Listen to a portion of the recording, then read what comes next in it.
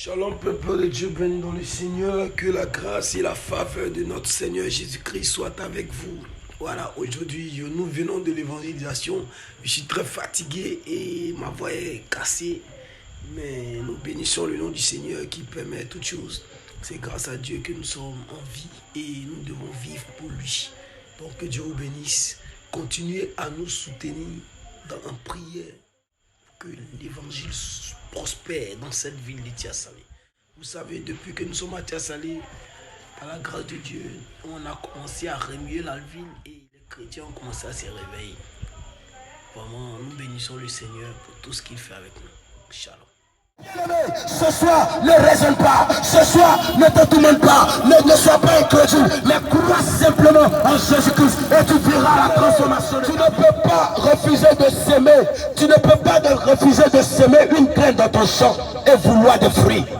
Tu ne peux pas refuser de s'aimer une graine dans ton champ et vouloir un arbre. Tu dois d'abord s'aimer une graine dans ton champ afin de récolter plus tard un arbre. Mais bien aimé, regarde, la parole de Dieu est une sémence. Si tu la laisses entrer dans ton cœur, si tu laisses la parole de l'évangile Jésus entrer dans ton cœur, bien aimé, quelque chose va porter du fruit en toi. Tu te verras en train de manifester l'amour de Dieu. C'est pourquoi, bien aimé, tu n'arrives pas à manifester l'amour de Dieu parce que tu refuses que la graine soit sémée dans ton champ. Tu refuses que la graine soit sémée dans ton champ qui représente ton cœur. Laisse la parole de Dieu entrer dans ton cœur. Crois en elle, accepte-la, embellis-la, entretiens-la et tu verras un changement dans ta vie. Jésus est capable de te transformer.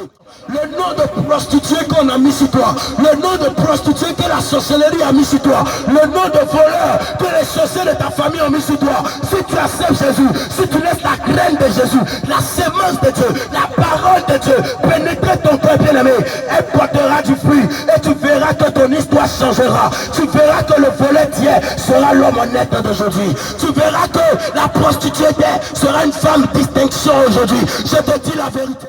Bien-aimé, aujourd'hui, il est grand temps d'accepter Jésus pour pouvoir vivre éternellement. Si tu n'acceptes pas Jésus, bien-aimé, tu mourras une seconde fois. La mort physique est la première mort, la mort spirituelle est la deuxième mort. Bien aimé, la Bible nous parle dans le livre d'Apocalypse.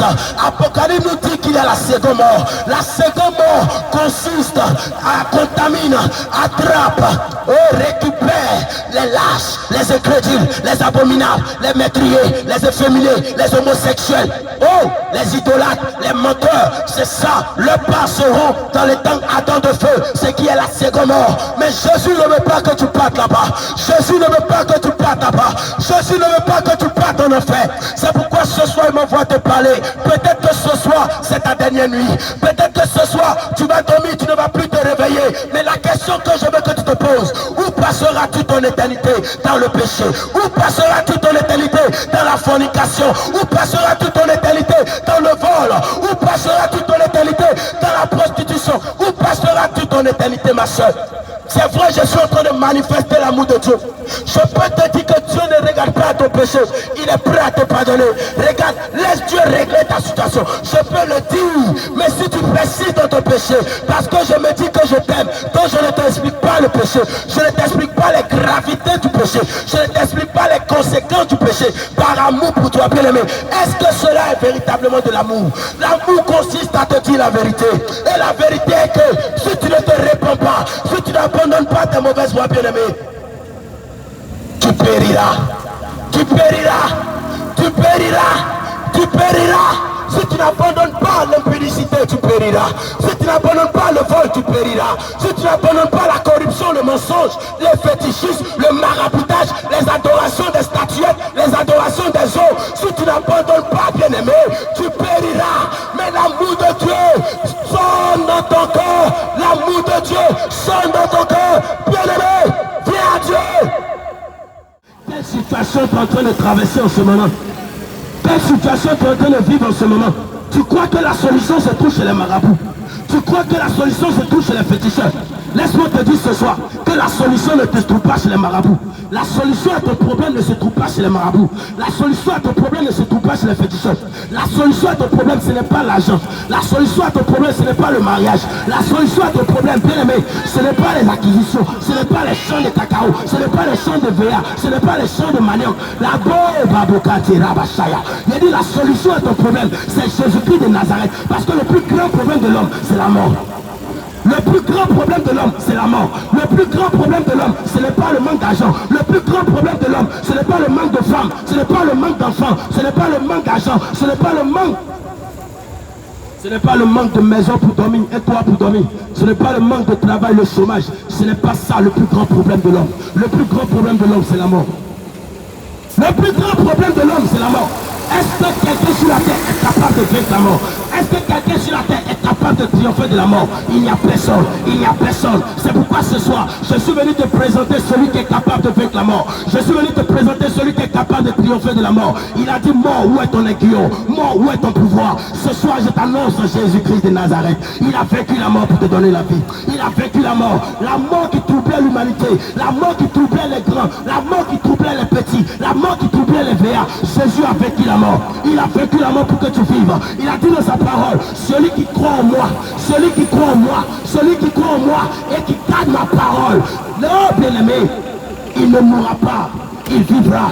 Il ne mourra pas, il vivra. Je suis venu te dire ce soir, Jésus t'appelle, Jésus t'appelle, Jésus t'appelle. Ne retiens pas ton cœur loin de Jésus. Ne retiens pas ton cœur dans l'incrédulité. Ne retiens pas ton cœur, oh bien-aimé, ne retiens pas ton cœur. Écoute la voix de celui qui crie dans cette rue. Écoute la voix de cet évangéliste qui te parle. Jésus ne va pas descendre pour te parler. Il va utiliser des personnes disposées. Il va utiliser des personnes qui sont prêtes à aller là où les envoie. C'est pourquoi ce soir, regarde, écoute la voix de celui qui te parle. Jésus t'appelle. Jésus t'a abandonné. Un homme peut te rejeter à cause de tes défauts. Mais Jésus ne pourra jamais t'abandonner à cause de tes défauts. Quelle que soit la vie que tu es en train de mener, Jésus est au courant que ce n'est pas toi qui es en train de vivre, mais c'est le diable qui t'influence. Oh, Maria Sheyababo. C'est le don à quelqu'un de comprendre ce que je suis en train d'avancer. Donne à quelqu'un de comprendre le message de ton salut, papa. Donne à quelqu'un de comprendre que sa situation n'est pas sa situation. Bien-aimé, la vie d'alcool, l'ivrognerie, la poisson, toujours tu es dans maquis, toujours tu es dans balédrome, tu es en train de boire, tu penses que ça va changer ta situation. Ça ne pourra jamais changer ta situation. Jésus est capable de te délivrer.